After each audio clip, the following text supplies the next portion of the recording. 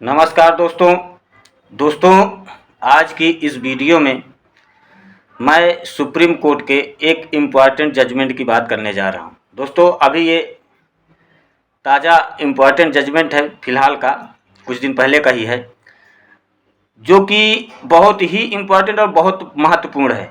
वो महिला हो या पुरुष हो, दोनों वर्ग के लोगों के लिए है। मैटर क्या है, सुप्रीम कोर्ट ने क्या कहा, जितनी वीडियो में बातें होंगी टोटल सुप्रीम कोर्ट की ही होगी। तो दोस्तों ये मैटर जो है, जो नया कानून 1 जुलाई से लागू हुआ है, इसमें धारा 85 और धारा 86 और पुराने कानून में आईपीसी इंडियन पैनल कोड की सेक्शन 498A को लेकर के एक अहम मुद्दा बना, जिस पे सुप्रीम कोर्ट ने साफ शब्दों में कहा है। क्या कहा है दोस्तों, उच्चतम न्यायालय ने फैसले में सुनाया है कि विवाहित महिलाएं अपने पति को बंधक बनाने के लिए पुलिस तंत्र का इस्तेमाल नहीं कर सकती हैं, जो अभी आपने थंबनेल में भी देखा है। क्यों ऐसा कहा गया है, वो पूरा मैटर दोस्तों आप लोगों को इस वीडियो में मिलेगा। वीडियो अगर एक बार पूरा देख लेंगे तो भविष्य में आपके काम में आएगा, क्योंकि ये जजमेंट बार बार आपको कोई बताने वाला नहीं है।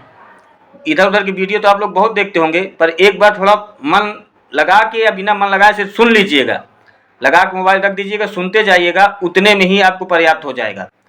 तो दोस्तों वीडियो अगर अच्छी लग जाए, वीडियो को लाइक और चैनल को सब्सक्राइब जरूर कर लीजिएगा।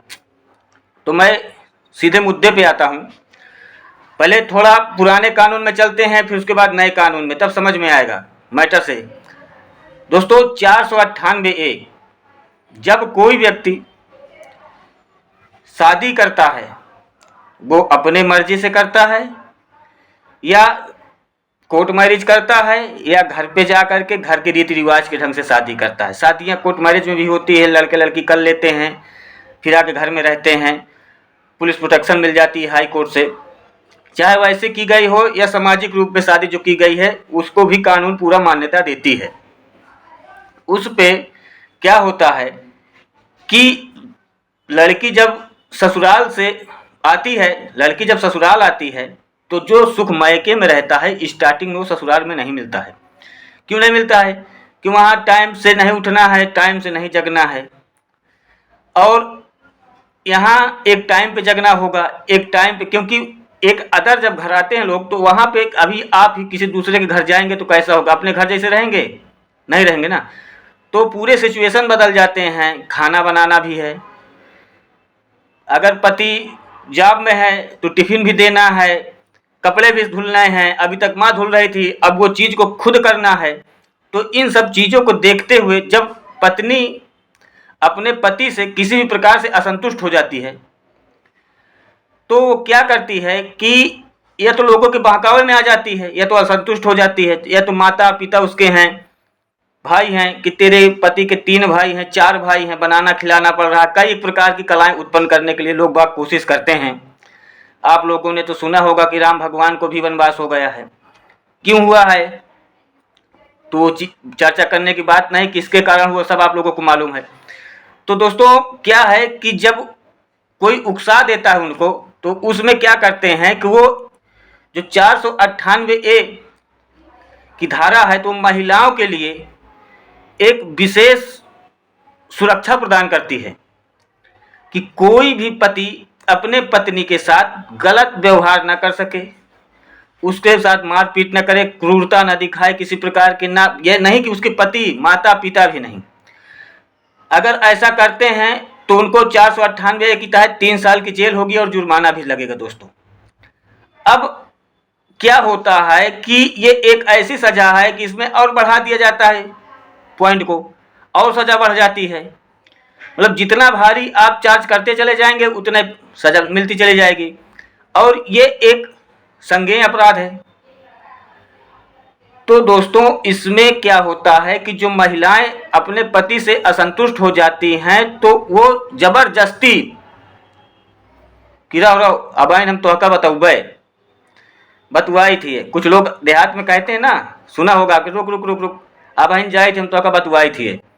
तो वही चीज़ को दिखाने के लिए लोग क्या करते हैं कि गलत तरीके से अपने पति को, अपने पति के माँ बाप को, मतलब अपने सास और अपने ससुर को, देवर को, उनकी देवरानी है तो उसको भी, तो पति के बहन हो गई, बहनोई हो गई, मतलब जिसको जिसको रिलेशन में लपेटना चाहती हैं, ये 498 और दहेज निषेध अधिनियम 1961 की धारा 4 के तहत आते हैं। तो उसमें दोस्तों क्या है कि गिरफ्तारी तत्काल की जाती है।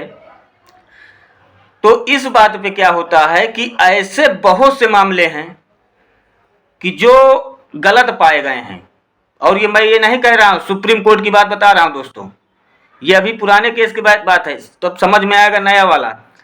तो बहुत से केस गलत आ रहे हैं। तो जब गलत आ रहे हैं तो अब नया कानून बन गया है जो 1 जुलाई 2024 से लागू हो गया है। इस पे क्या है दोस्तों कि जो बीएनएस की धारा 85 और 86 है, ये क्या हुआ है कि 498A का कॉपी है, उसको उठा करके वैसे को वैसे उतार दिया गया है। तो दोस्तों अब मैं थोड़ा सुप्रीम कोर्ट की बात बता दूं कि जो नए कानून पे 85 बीएनएस की धारा 85 और 86 पे क्यों चिंतन कर रहे हैं, वो बात को भी आप जान लीजिए। दोस्तों जब नई धारा बनी है तो अगर इसमें इतने गलत मैटर आ रहे हैं 498 का, दोस्तों एक सुप्रीम कोर्ट के जजमेंट में मैं पढ़ा हूँ, देखा हूँ, 2012 में 93.6 FIR होती हैं, जिसमें से महज 15% लोगों को सजा मिलती है, गलत लगाए जाते हैं। 2010 में, दूसरा सुन लीजिए, 2010 में प्रीति गुप्ता मामले में सुप्रीम कोर्ट ने महिलाओं द्वारा अपने पतियों और ससुराल वालों को पुलिस मामलों में फंसाने के लिए धारा 498A दुरुपयोग किए जाने पर और गौर किया था और कहा था इनसे ज़्यादातर मामले मामूली वैवाहिक विवादों से उत्पन्न हुए थे। हल्के फुल्के विवाद में, पति पत्नी में कौन घर में लड़ाई नहीं होती है? ऐसा कौन पति पत्नी है कि जो दिन में 4 बार लड़ाई नहीं करता है छोटे मोटे? अब छोटे मोटे बातों को लेकर के अगर आप पुलिस में पहुंच जाएं, पति को गिरफ्तार करवा दें, तो ये सब, इनसे बाहर रहना चाहिए। इसने सरकार से प्रावधान पर गंभीरता से पुनर्विचार करने को कहा गया। इन सब बातों को देखते हुए सुप्रीम कोर्ट ने सरकार से जो बीएनएस की धारा 85 और 86 लगी, इस पर पुनर्विचार करने के लिए कहा गया। क्यों कहा गया कि दोस्तों ये जो धारा 85 और 86 है, ये 498A का क्लोन है, फोटोकॉपी है। जो बात उसमें है वही बात इसमें है। तो जब नई धारा बनाई गई है, नया कानून लागू किया गया है, तो अगर उसमें ये समाज में देखने को मिल रहा है कि इतनी ज़्यादा झूठे केसेस आ रहे हैं, उसके लिए कुछ सोचना चाहिए। सुप्रीम कोर्ट ने भी इस विषय में चिंता जताया हुआ है और विधानमंडल से अनुरोध भी किए हैं कि इस पे सोचा जाए, पर नहीं हुआ। अगर नया कानून बना है, इसको सोचा जाता कि जैसे पत्नियां होती हैं, छोटे मोटे लड़ाई होते हैं, छोटे मोटे झगड़े होते हैं, उसको लेकर के आप FIR करवा रहे हैं या किसी के प्रति आकर के बहकावे में आ गए हैं। क्योंकि ये जो घर होता है, शादी का रिश्ता जो है दोस्तों, हमारे भारत देश में बहुत पवित्र रिश्ता माना गया है।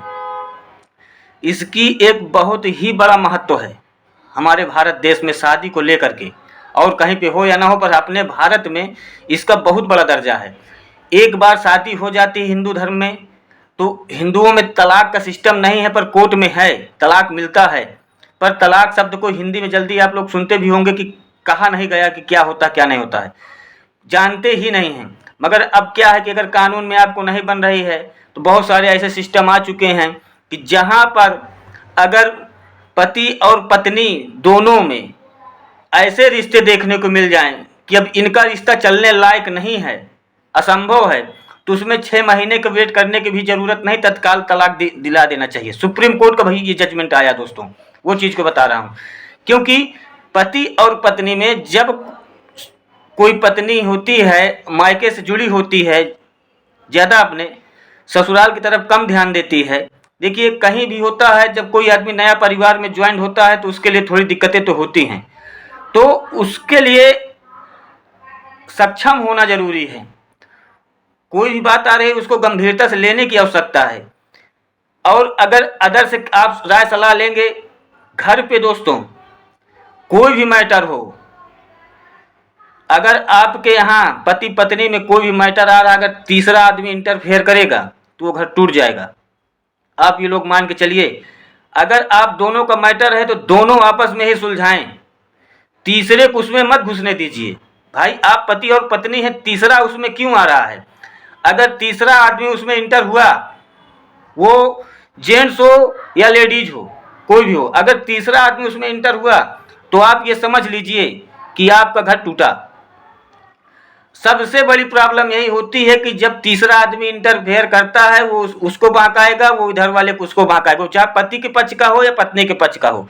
तो कोई भी मैटर होता है तो उसको आपस में सुलझा लीजिए। छोटे छोटे जो विवादें होते हैं उसको टुकड़े में, हल्के हल्के विवादों को लेकर के उसको तूल मत बनाइए। अगर तूल बनाएंगे तो उसके लिए अब अगर आप करेंगे तो जेल तो जाएगा ही। पर मैं लोगों को देखा हूँ दोस्तों, बहुत नज़दीक से देखा हूँ, ये 498 304B जब किसी पति के ऊपर गलत लगता है। अगर आप ये बताइए कि कोई पत्नी और पति अलग रहना चाहते हैं, अगर पति पत्नी को रखना चाहता है, पत्नी नहीं रहना चाहती है और उसके लिए उसके खिलाफ 498 लगा करके अगर उसको जेल भिजवा दी तो जिंदगी का सबसे बड़ा सदमा होता है पति के लिए। क्योंकि ये सदमा इसलिए होता है कि एक तरफ तो पत्नी अपनी जो है, जिसे हम सफर समझ रहे थे, वही जेल करा दी है। तो किसके लिए रोए? वो जेल के लिए रोए कि पत्नी के लिए रोए? उसका माइंड ब्लॉक होने लगता है, कुछ समझ में नहीं आता है। यहाँ तक कि लोग आत्महत्या की कोशिश करते हैं। तो अगर दोस्तों आप लोगों के पास भी कोई ऐसे सिस्टम बन रहे हों तो उससे लड़ना सीखिएगा। क्योंकि मैं आप लोगों को बता दूं कि जितने मैटर हैं, अगर आपके ऊपर लग रहा है तो डरिए मत। अगर गलत है तो सुप्रीम कोर्ट ने बहुत ऐसे जजमेंट निकाल चुके हैं। पहली बात तो अब सही से विवेचना होगी, उसके बाद गिरफ्तारी होगी।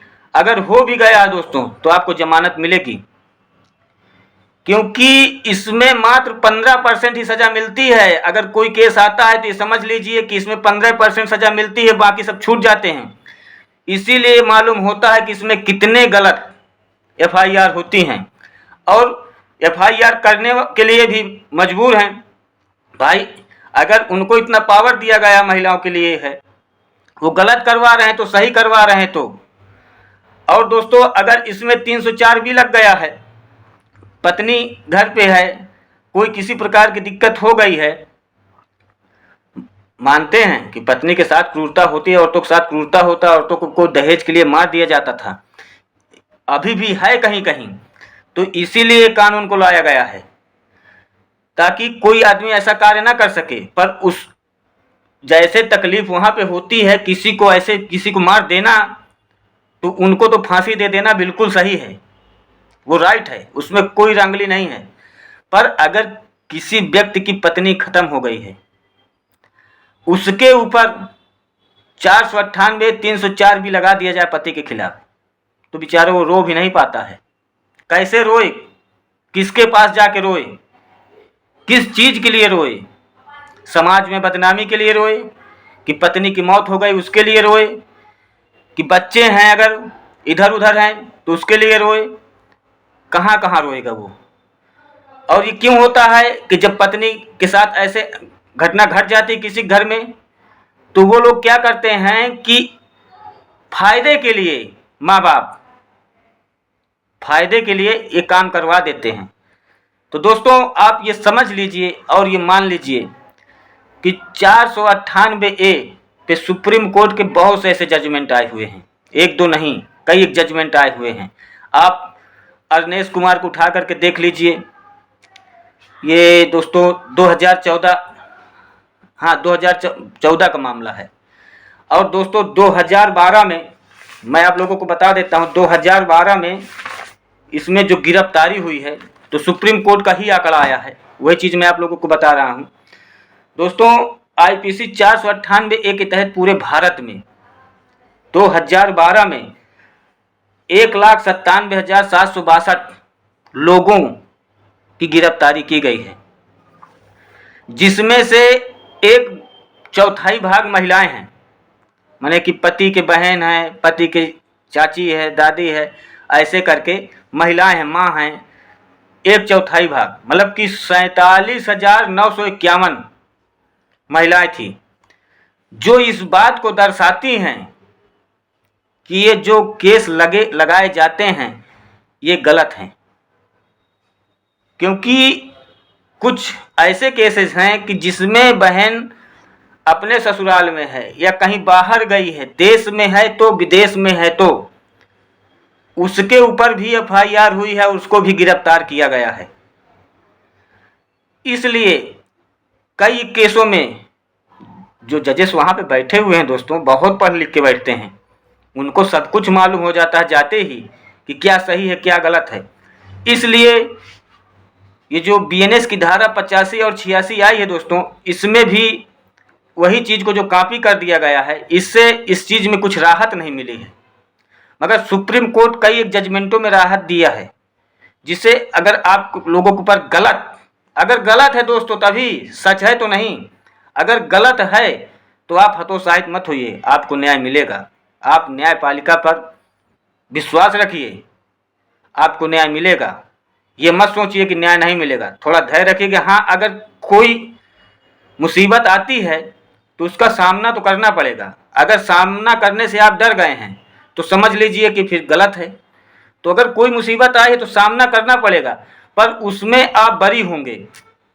अगर जब कोर्ट किसी को छोड़ती है तो जैसे समाज में इज्जत खो जाती है, तो वैसे इज्जत वापस भी मिलती है कि नहीं, बाइज्जत बरी हुआ है। तो आदमी, पब्लिक को भी मालूम है, जितने आम पब्लिक हैं दोस्तों, अगर आपके अंदर ये ऐसी कोई भावना हो कि नहीं हमें पब्लिक क्या कहेगी, हमारे परिवार वाले क्या कहेंगे, हमें पड़ोस वाले क्या कहेंगे, रिलेशन वाले क्या कहेंगे, उनकी सब चिंता छोड़िए, कोई कुछ नहीं कहेगा। सबको मालूम है किसके ऊपर गलत लगता है और किसके ऊपर सही लगता है। हाँ, कुछ लोग मजाकिया अंदाज के होते हैं, मज़े लेते हैं, उनकी कमी नहीं है, उनको ठुकरा दीजिए, उनकी टेंशन मत लीजिए। पर अगर आप लोगों के भी खिलाफ ऐसी कोई कहानी हुई है, तो जो मैं बताया हूँ कि बहुत से लोग हैं कि गलत कदम उठाने की कोशिश करते हैं कि समाज में हमारी बहुत बदबू ही उड़ गई है, हम ये कर लेंगे, हम वो कर लेंगे, तो कृपया करके ऐसा कार्य ना करें। अगर मानव तन मिला है तो जब तक भगवान मौत नहीं देता है तब तक उसे आप जीवित रखिए, कभी भी हताश मत होइएगा। और दोस्तों, एक बात आपसे और रिक्वेस्ट करता हूँ कि अगर वीडियो मेरी अच्छी लग गई हो तो मेरे चैनल को सब्सक्राइब करके बेल आइकन को ऑल पर सेलेक्ट कर दीजिएगा, क्योंकि मैं ऐसी यूजफुल वीडियो बनाता रहता हूँ।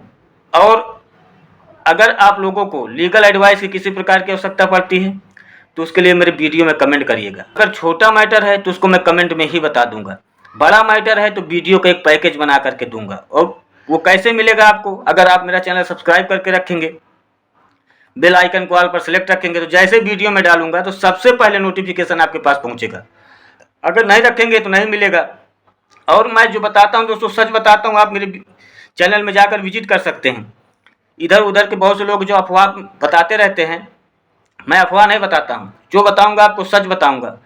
आप जा करके सर्च करके गूगल पे या कहीं पे भी जा करके मेरी कोई वीडियो को देख सकते हैं, आपको मेरे वीडियो में गलत नहीं पाया जाएगा। तो उसके लिए अगर आप मेरा चैनल सब्सक्राइब करके रखेंगे तो समझ लीजिए कि भविष्य में कभी ना कभी आपको ये मान लीजिए कि फ़ायदा ही फ़ायदा मिलेगा। क्योंकि जो यूजफुल वीडियो होती है समाज के लिए, घर के लिए, अपने लिए, बच्चों के लिए, पढ़ाई के लिए, तो वही चीज़ों को मैं बना करके डालता हूँ। इधर उधर की बातें ज़्यादा नहीं बताता हूँ। इस वीडियो को मैं इसलिए बनाया हूँ कि इसमें बहुत सारे कमेंट आए हैं। तो जब कमेंट कोई ऐसे खास कमेंट आ जाते हैं तो उसके लिए मैं क्या करता हूँ कि एक वीडियो का पैकेज ही बना देता हूँ, ताकि सभी लोगों को मालूम हो जाए। एक आध कमेंट होते हैं तो उनको वीडियो में ही सोल्यूशन दे दिया जाता है, पर वो जब एक ही मैटर के तमाम कमेंट आ जाते हैं तो उसके लिए वीडियो बनाना पड़ता है। तो इसीलिए दोस्तों मैं वीडियो बना रहा हूँ, और इसको जैसे वीडियो डालता हूँ, जिन जिन लोगों की आवश्यकता है उनके पास ये तत्काल पहुँच जाएगी, और वो उससे शायद किसी का भला हो सकेगा।